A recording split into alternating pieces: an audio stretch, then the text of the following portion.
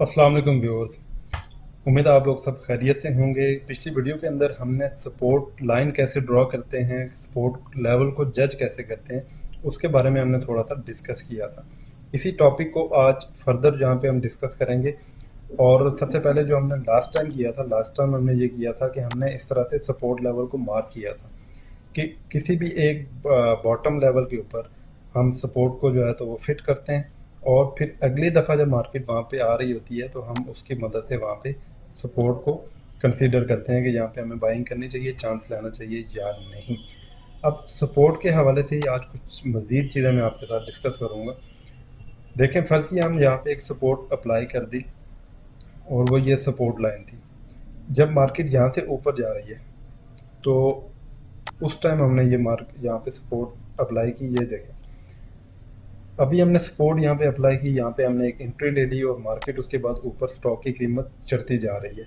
अब चढ़ते चढ़ते देखें, जैसे ही मार्केट जो है वो ऊपर काफ़ी हमारी बाइंग लेवल से ऊपर निकल जाती है, तो फिर हमें अपने सपोर्ट लेवल को ट्रेल करना चाहिए साथ साथ। उसकी एग्जांपल मैं ये दूंगा कि यहाँ से मार्केट चली, यहाँ से ये शेयर चला डीजीकेसी का, और ये चलते चलते यहाँ तक आ गया 210 के पास। यहाँ से जब इसने डिप ली तो डिप लेने के बाद यहाँ से एक दफ़ा फिर प्राइस बढ़ना शुरू हुई। तो अगर हमने यहाँ से एंट्री ली थी तो अब हमने यहाँ से इस लाइन को उठाना और इस वाले बॉटम के ऊपर प्लेस कर देना। अब हमने अपने पुराने सपोर्ट लेवल के ऊपर नहीं रहना, बल्कि हमारे लिए एक नया सपोर्ट लेवल क्रिएट हो गया।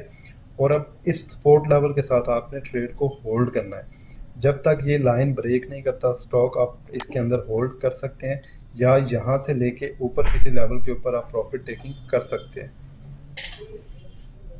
फर्ज किया हमने इसी सपोर्ट लाइन के ऊपर हमने रिलाई किया था, हमने यहाँ पे एंट्री ली थी और वो प्राइस एक दफ़ा ऊपर जाने के बाद वापस घूमना शुरू हुआ और वो प्राइस नीचे आता आता इस सपोर्ट लाइन को भी ब्रेक कर गया। अब जैसे ये कैंडल ड्रॉ हुई है तो जो लॉन्ग टर्म इन्वेस्टर भी है उसको भी यहाँ पे अपनी पोजीशन को क्लियर कर लेना चाहिए, क्योंकि आपकी जो मेजर सपोर्ट थी वो ब्रेक हो चुकी है। अब ये सपोर्ट ब्रेक होने के बाद प्राइस मज़ीद नीचे चला गया और उसने नीचे से जाके किसी लेवल से दोबारा से एंट्री यहाँ पे उसने अपनी एक्यूमुलेशन की, और एक्यूमुलेशन करने के बाद वापस प्राइस की कीमत बढ़ना शुरू हुई।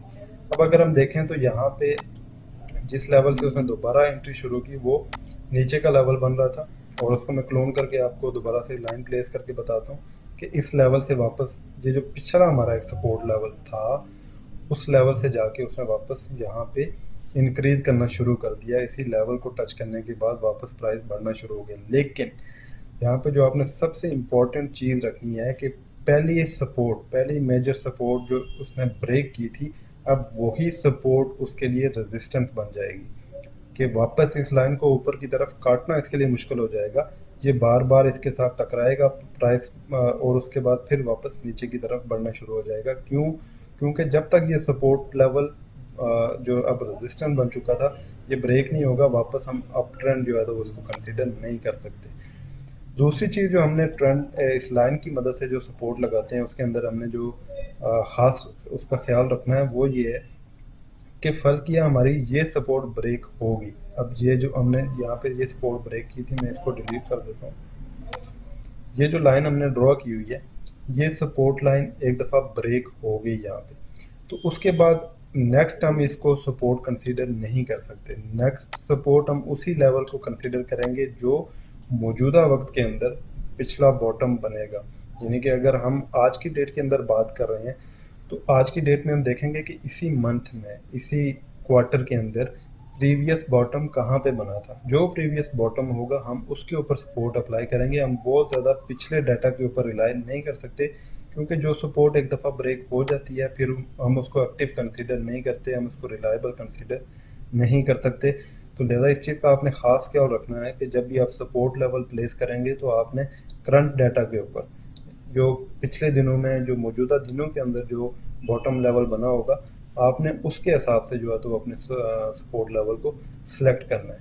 तो ये सपोर्ट लेवल जो है तो वो एक आइडिया लेने के लिए होता है, और सपोर्ट लेवल का मतलब ये होता है कि एक ऐसा लेवल जहाँ से प्राइस बार बार ऊपर की तरफ उठना शुरू हो जाए। अब इसकी वजह क्या होती है कि जैसे ही सपोर्ट लेवल के पास प्राइस पहुँचता है वो वहाँ पे प्राइस रुक क्यों जाता है या वहाँ से वापस बढ़ना क्यों शुरू हो जाता है। तो उसकी वजह ये है कि जिन इन्वेस्टर ने इसके अंदर ट्रेड ली होती है तो वो इस सपोर्ट लेवल का वेट करते हैं कि अगर ये सपोर्ट लेवल टूटा तो हम बेचेंगे, वरना हम होल्ड रखेंगे।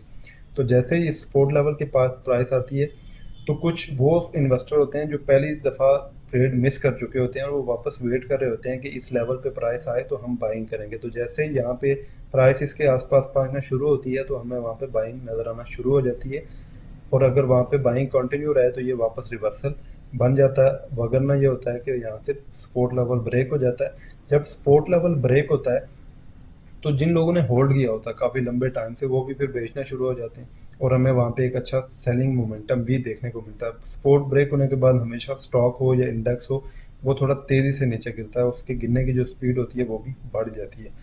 तो इन चीज़ों को भी आपने कंसीडर करना है और ख़ुद से प्रैक्टिस आपने लाजमी करनी है। कमेंट सेक्शन में भी आप हमसे पूछ सकते हैं किसी किस्म का आपको जो है तो वो मसला हो कहीं समझने में। अपना बहुत सारा ख्याल रखिएगा। एक नई वीडियो के साथ इसी टॉपिक पे आपकी खिदमत में फिर हाजिर होंगे। अल्लाह हाफ़िज़।